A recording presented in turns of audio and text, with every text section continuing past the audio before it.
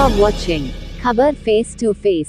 दर्शकों, स्वागत है आपका खबर फेस टू फेस में। मैं ज़ीशान आज़मी। आज की ताज़ा खबर देखने से पहले हमारे चैनल को सब्सक्राइब कीजिए और बेल आइकन दबाना ना भूलें ताकि आपको डेली अपडेट तुरंत मिल सके।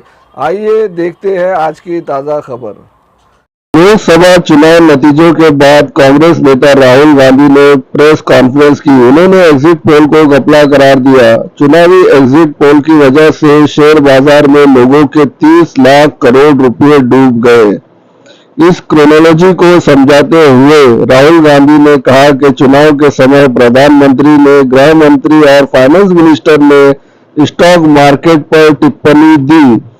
प्रधानमंत्री ने कहा, स्टॉक मार्केट तेजी से आगे बढ़ने वाला है। गृह मंत्री और वित्त मंत्री ने भी यही कहा। इससे बाजार में उछाल आया, बाद में ये डूब गया। ये एक घपला है। राहुल गांधी ने मोदी और शाह के शेयर बाजारों के बयानों पर ये टिप्पणी की और कहा, ये बड़ा मुद्दा है, कहा ये घोटाला है, जेपीसी की जांच होनी चाहिए। राहुल गांधी ने कहा, शेयर बाजार पर भ्रम फैलाया गया, पूरे मामले की जेसीबी से जांच होना चाहिए। एग्जिट पोल करने वाली कंपनियों पर कार्रवाई की जाए। जब राहुल गांधी से पूछा गया कि अगर सरकार जेसीबी जांच के लिए नहीं मानी तो आप क्या करेंगे, इस पर उन्होंने कहा कि संसद में विपक्ष काफी मजबूत होगा। इस बार उन्हें हमारी बात माननी होगी। हम दबाव बनाएंगे और उन्हें जेपीसी की मांग माननी होगी। ईमानदार लोगों का पैसा शेयर बाजार में लगा हुआ था। आइए देखते हैं राहुल गांधी ने क्या कहा। हमारे चैनल को सब्सक्राइब कीजिए और शेयर कीजिए। धन्यवाद, शुक्रिया। जय हिंद, जय महाराष्ट्र। नमस्कार, कैसे हैं आप? थोड़े शेल शॉक्ड लग रहे हो। ये कांग्रेस पार्टी ने क्या कर दिया, कैसे कर दिया? हाँ, अच्छा, इसी के कारण है ये। अच्छा, ज्यादा लोग आ गए। Okay okay. नहीं, देखिए, आज हम बड़ी इंपॉर्टेंट चीज के बारे में आपको कहना चाहते हैं।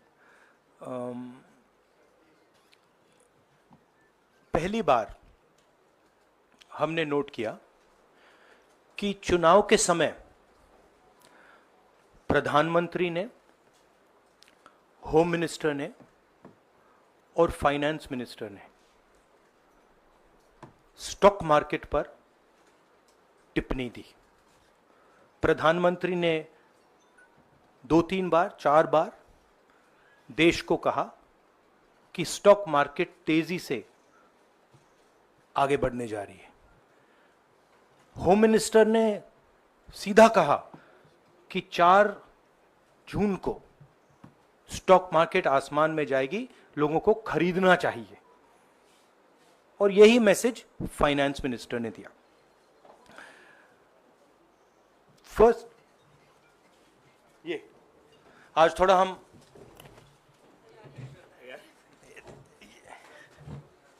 तो ये क्रोनोलॉजी है। अमित शाह कहते हैं बाय शेयर्स बिफोर 4 जून।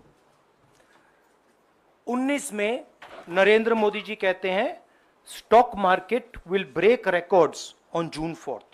फिर 28 मई को रिपीट करते हैं। 1 जून मीडिया झूठे एग्जिट पोल रिलीज करती है।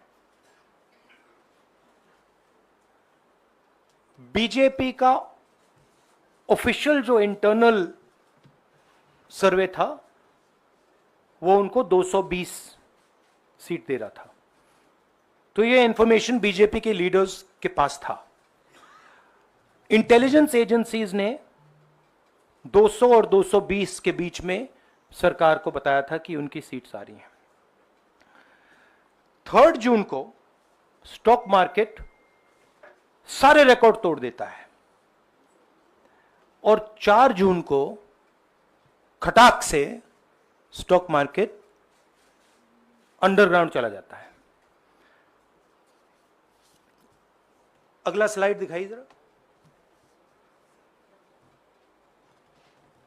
ये देखिए, 31 मई massive stock activity. more than double what was there on 30th, more than double what was there on 29, 28. ये अनोमली देखिए. ये कौन लोग हैं? ये वो लोग हैं जो जानते हैं कि कोई ना कोई घपला हो रहा है. हजारों करोड़ रुपए यहां पे इन्वेस्ट हुए हैं. फॉरेन इन्वेस्टर्स ने इन्वेस्ट किए हैं और उसके बाद 30 लाख करोड़ रुपए का लॉस होता है. किसका लॉस होता है? रिटेल इन्वेस्टर्स का लॉस होता है. तो ये जो आप देख रहे हैं हिंदुस्तान की स्टॉक मार्केट की हिस्ट्री का सबसे बड़ा स्कैम है. और इसके बारे में हम कुछ सवाल पूछना चाहते हैं. पहला सवाल, why did PM and HM give specific investment advice to the 5 crore families investing in the stock market? Is it their job to give investment advice? Second, why both interviews were given to the same media house owned by the same business group, which is also under SEBI investigation for manipulating stock market? Third, what is the connection between the BJP, the fake exit pollsters, and the dubious foreign investors who invested one day before the exit polls were announced and made a huge profit at the cost of 5 crore families? We demand a JPC into this. We are absolutely convinced that this is a scam. Somebody has made thousands of crores of rupees at the cost of Indian retail investors, and the Prime Minister and the Home Minister have given an indication to buy. And this is a criminal act. So we demand today a joint parliamentary committee to investigate this. मैं हिंदी में बोल देता हूं. प्रधानमंत्री ने देश की जनता को इन्वेस्टमेंट एडवाइस क्यों दी और 5 करोड़ परिवारों को जो इन्वेस्ट करते हैं उनको प्रधानमंत्री ने, होम मिनिस्टर ने स्टॉक खरीदने का आदेश क्यों दिया?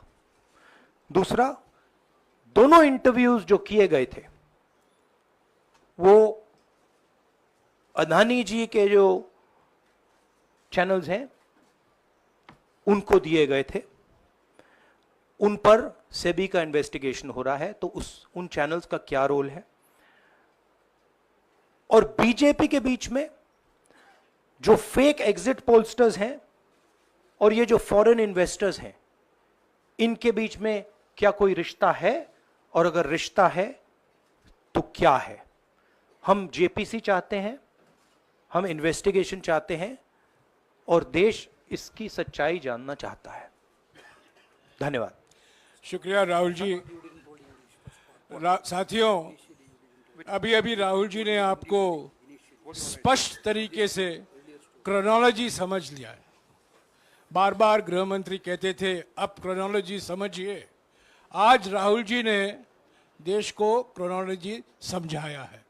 इसके ऊपर अगर आपके सवाल हैं तो एक एक करके आप पूछेगा, एक एक करके पूछेगा. I haven't said the chronology in English, so I'll say the chronology in English. 13th May 2024, the Home Minister says, buy shares before 4th of June. This is a clear indication to retail investors and others to buy stock. 19th May, for the first time, and then repeatedly until the 28th May, the Prime Minister says that the stock market is going to break records on 4th June. Finally, on 1st June, completely fictitious exit polls are released. These investors are given a completely wrong impression. And on the 3rd of June, as we all know, the stock market breaks all records and then crashes on the 14th. Whoever has made money as the stock market rose and also as the stock market crashed. And we are interested in having a joint parliamentary committee, a JPC, to investigate the role of the Prime Minister the role of the Home Minister, role of BJP members, and also those people who have done these fake exit polls. And finally, we want to understand who are the people, these foreign investors, who did these trades. So we want an investigation for that. शुक्रिया राहुल जी। हाँ संजय। राहुल जी, इससे पहले भी आपने Adani issue पे JPC पिछली लोकसभा में मांग की थी, तो क्या आप चाहेंगे कि ये इशू और हिंडनबर्ग इशू दोनों कंबाइन हो और दोनों की जांच हो? ये जो इशू है, this is a broader issue than just the Adani issue. It is connected to the Adani issue, but this is a much broader issue. This is directly the Prime Minister of India, Home Minister, who are privy to data on actual election results, who have IB reports, who have their own data, who are advising retail investors to buy stock on the floor. This has never happened before. And by the way, the Prime Minister has never commented on stock market before this. This is the first time the Prime Minister has commented, very interestingly, and multiple times, one after the other, saying that stock market is going to boom, stock market is going to boom, stock market is going to boom. And at the same time, he has information that the exit polls are wrong. He has information that he knows what is going to happen because he has IB data and he also has his own party data. हाँ जी रवि। राहुल जी, मेरा सवाल यही है कि जी news ने भी ये सारी चीज़ बताई है जनता को कि कई चैनलों ने मिलकर ये सब चीज़ किया है, जिस तरह से एग्जिट पोल करके लोगों को गुमराह किया है, जिस तरह से शेयर बाजार में सारा कुछ हुआ है। जी न्यूज़ ने भी इस मामले को उठाया है और बताया है, और आपके कहने का सीधा अर्थ है कि अडानी को इसका फायदा उठाने के लिए किया गया है? नहीं, मेरा कहने का ये अर्थ है कि उसमें अदानी इन्वॉल्व हो सकता है, मगर ये अदानी से बहुत बड़ी चीज है। इसमें बीजेपी के सबसे बड़े नेताओं ने कहा है, रिटेल इन्वेस्टर्स को मैसेज दिया है कि आपको स्टॉक खरीदना चाहिए। उनके पास इंफॉर्मेशन थी कि एग्जिट पोल्स गलत हैं, उनके पास इंफॉर्मेशन थी कि बीजेपी को फुल मेजॉरिटी नहीं मिलने वाली है, और वो जानते थे 3 जून को और 4 जून को क्या होने वाला है। कितने का 30 लाख, कितना 30 लाख करोड़ का नुकसान हुआ है? कितने का? 30 लाख करोड़ रुपए का नुकसान हुआ है और हजारों लाखों करोड़ रुपए का चुने हुए लोगों को फायदा हुआ है। और हम इंक्वायरी चाहते हैं प्रधानमंत्री पर, होम मिनिस्टर पर, जिन्होंने एग्जिट पोल किया उन पर, और ये जो फॉरेन इन्वेस्टर्स हैं उन पर। हाँ शेमिन।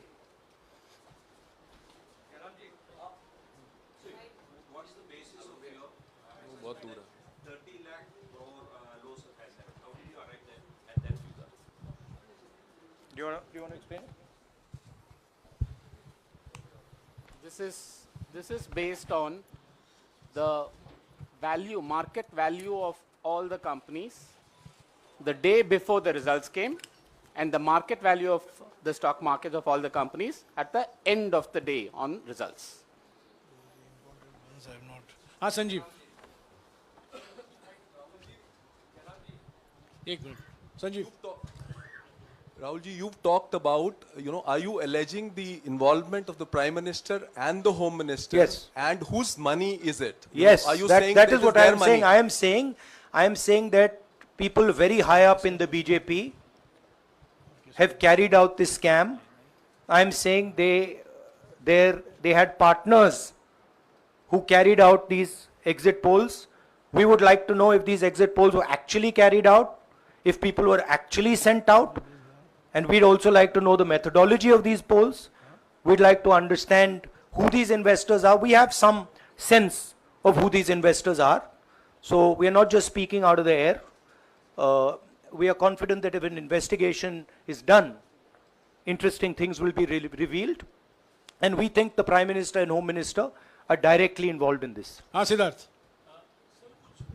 कंपनीज की भी आपको लगता है जांच होनी चाहिए जिनके जिनके शेयर बहुत अप गए, जिनके सबसे ज्यादा शेयर खरीदे गए और जिनके शेयर उसके बाद में बीच में बेचे भी गए, तो उन कंपनीज का भी को भी इस दायरे में आना चाहिए, आपको लगता है? हमारा कहना है कि यहाँ पे बड़ा क्लियर है कि स्कैम हुआ है। प्रधानमंत्री ने डायरेक्टली कहा है, होम मिनिस्टर ने डायरेक्टली कहा है, इंडिकेट किया है जनता को कि स्टॉक मार्केट ऊपर जाएगी।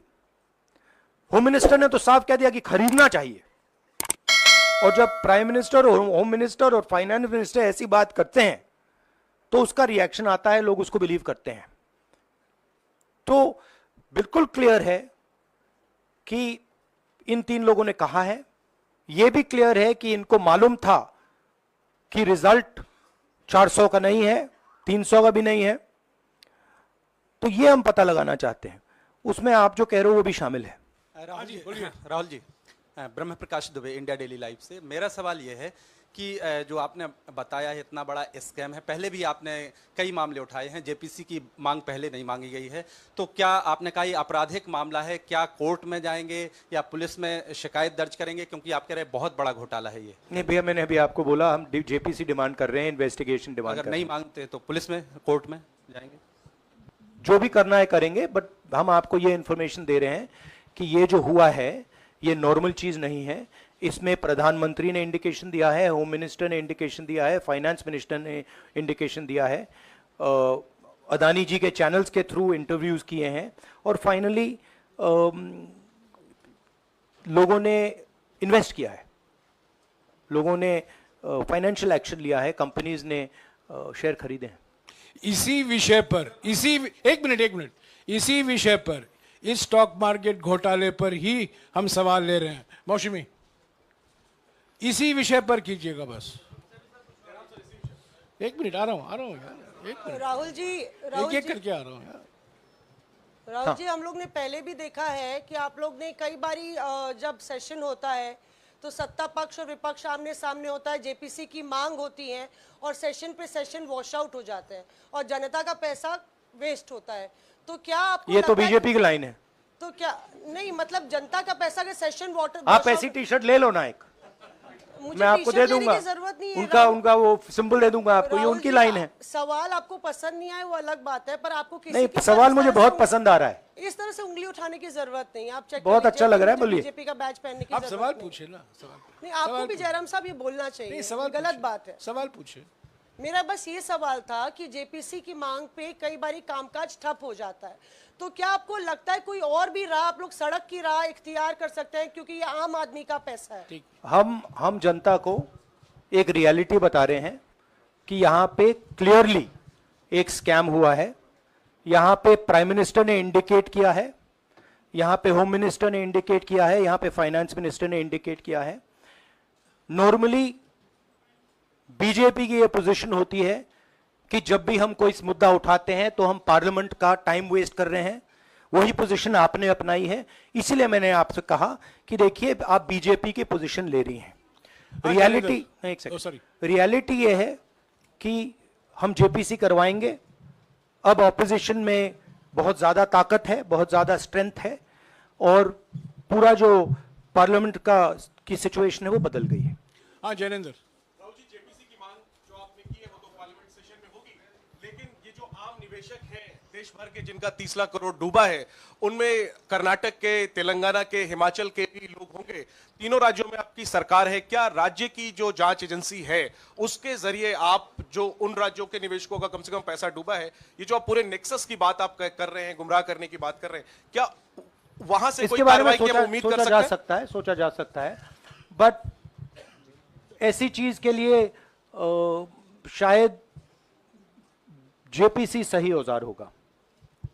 हाँ रंजीत, रंजीत मोहित इज आस्क्ड, रंजीत यार आप पूछते रहे। मोहित चलो। आपको ऐसे सर मैं इज अपसेट सर मैं मोहित, आपने चमत्कार किया, पूछ लीजिए। सर मैं मोहित हूँ, न्यूज नेशन से। नहीं जानता हूँ। सर लगातार पिछली घोटालों में भी आपने जेपीसी की बात की थी, आपने हर जांच की बात की और ये एक बड़ा घोटाला सामने आया, इसमें भी आप जेपीसी की मांग कर रहे हैं। कितनी उम्मीद है कि लोग जेपीसी की ये लागू करेंगे? आपको क्या लगता है कि ये जेपीसी लागू करने वाले, अगर नहीं करेंगे फिर क्या करेंगे आप लोग? नहीं, हम प्रेशर लगाएंगे, डालेंगे, बट मुझे लगता है कि जो पहले राजनीतिक सिचुएशन थी, जिस इम्प्यूनिटी के साथ प्रधानमंत्री पहले काम करते थे, मुझे लगता है वो अब खत्म हो गया है, तो दूसरा नतीजा आएगा।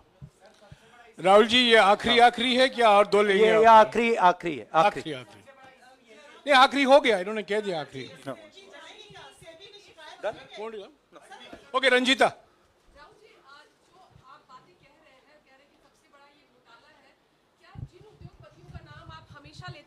चुनावी जो रैलियां रही हैं उसमें भी और उसके बाद भी, क्या आप कहना चाहते हैं कि सरकार ने मदद की है उन उद्योगपतियों को और अमीर बनाने में?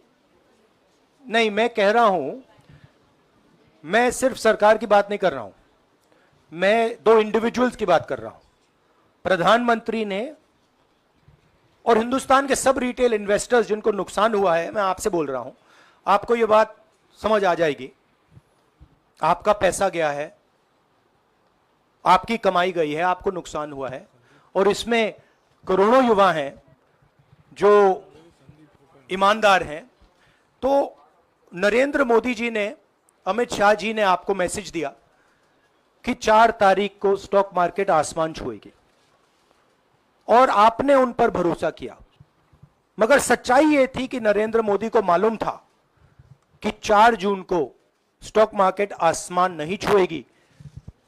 4 जून को स्टॉक मार्केट का जबरदस्त नुकसान होने जा रहा है, क्योंकि उनके पास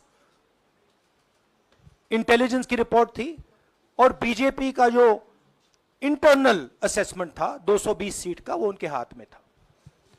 तो मेरा ये सवाल है, और मैं आपसे इन्वेस्टर से कहना चाहता हूं कि आपको जो चोट पहुंची है, जो आपको दर्द हुआ है,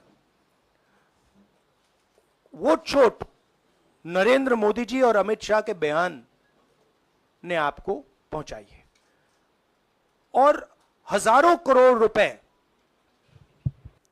किसी ना किसी ने चोरी किए हैं, वो आपके जेब से गए हैं, रिटेल इन्वेस्टर्स के जेब से गए हैं। तो मैं चाहता हूं, आपके लिए बोल रहा हूं, मैं